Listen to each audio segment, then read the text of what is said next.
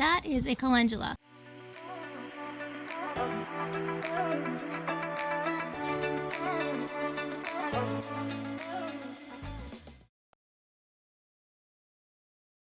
We're filling up these jars and we're trying to put as much as we can in there without overflowing it, leaving some room for the oil. We're using olive oil and we're going to put it as high as we can in each jar. I see some air bubbles coming out already. Lots of air gets trapped in there. And later we're going to use that butter knife sitting there. Going to knock out any air bubbles, right? Mm-hmm. Woo. Bubble, bubble, bubble.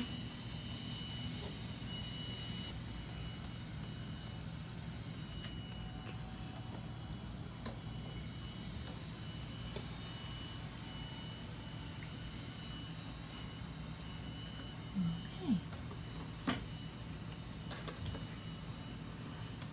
So next, we've got that butter knife right there. Show us what you're going to do with that. Want to tell us about it? When you push it down, it moves around the flour so it gives air a chance to escape. You can also do this with a chopstick.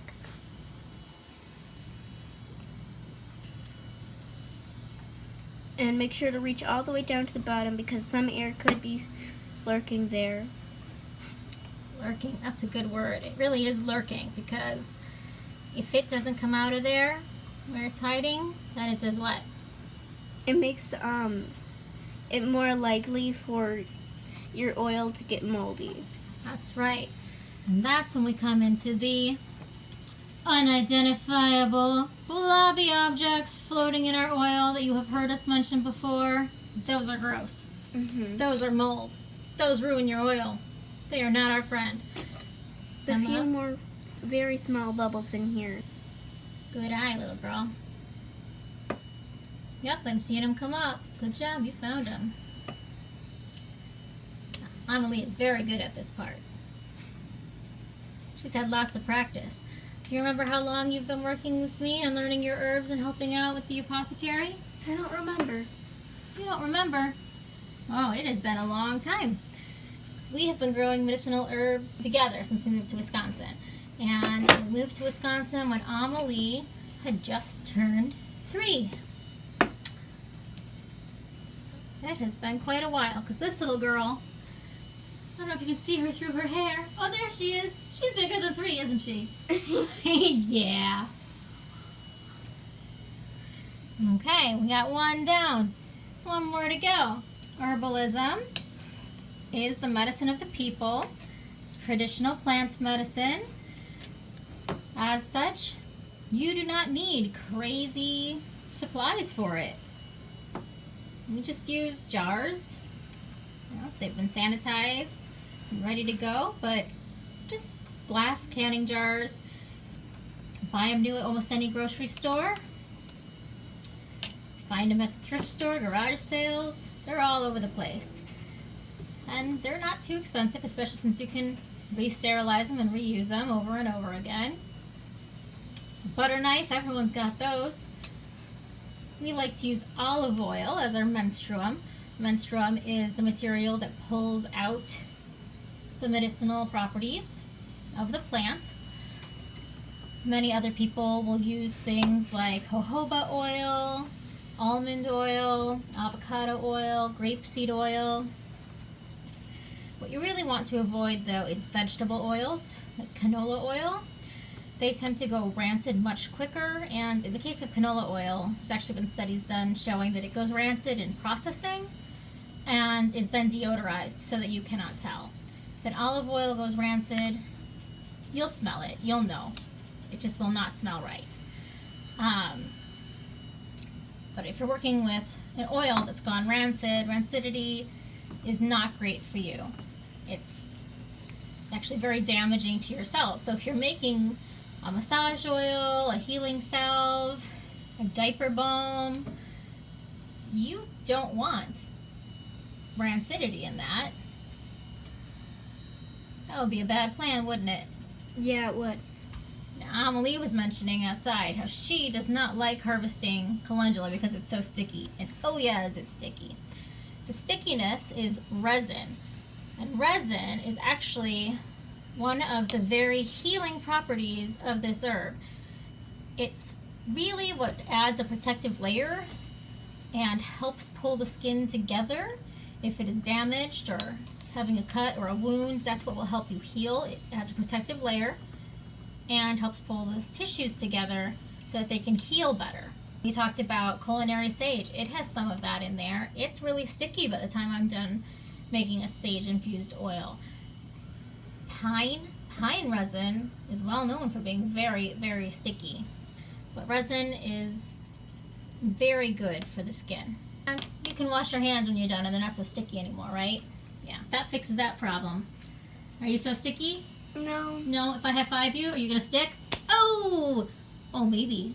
Maybe. Oh, no, she's not really sticky. She's pretending. Okay, do we have all our air bubbles out? Yep. Yeah, we do. Okay, but we finished this olive oil, so we gotta open the next one. And I think in that case, Amelie is gonna be the camera lady because it's such a big bottle, it's hard to pour. We can watch Mama spill, huh? Yeah. We got our next giant bottle of olive oil. And this isn't even, it's not like a fancy brand of olive oil. It's just olive oil from Walmart. It'll do the trick. It's extra virgin olive oil. Smells good. Smells like olive oil. It's not rancid. Always good to check. And now let's see if I can pour the remaining bit out of this giant jug without making a giant mess. Although, when you are making plant medicine and you make a giant mess, there's always a great excuse. When I was learning, what I heard is any bit that spills is a gift to the fairies, and they'll take that and party up and make your garden even happier and give you more lovely flowers. Okay, I did pretty good here, but when it's right at the top, and this is actually something you kind of want, you want it all the way to the top. So when we put the lid on, it's probably going to overflow.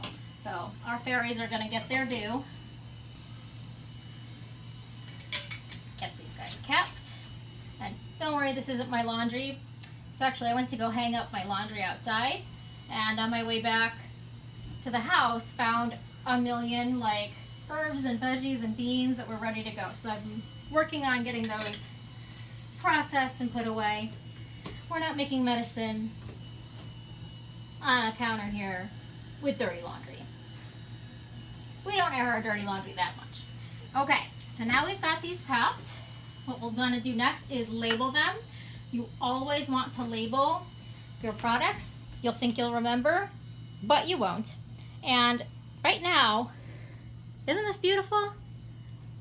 It sure is. Yeah, right now it looks gorgeous. You can definitely see all the petals. You know this is calendula.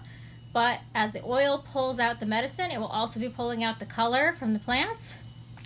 And in 6 to 8 weeks, you need your oils to infuse for 6 to 8 weeks, it will not look like this anymore. We are going to get it labeled. We're going to label it with the date, the plant and part. We're going to label it with our menstruum, so extra virgin olive oil. And I like to label it also like, I got this from my medicinal garden, or I got this on a foraging hike in so-and-so woods.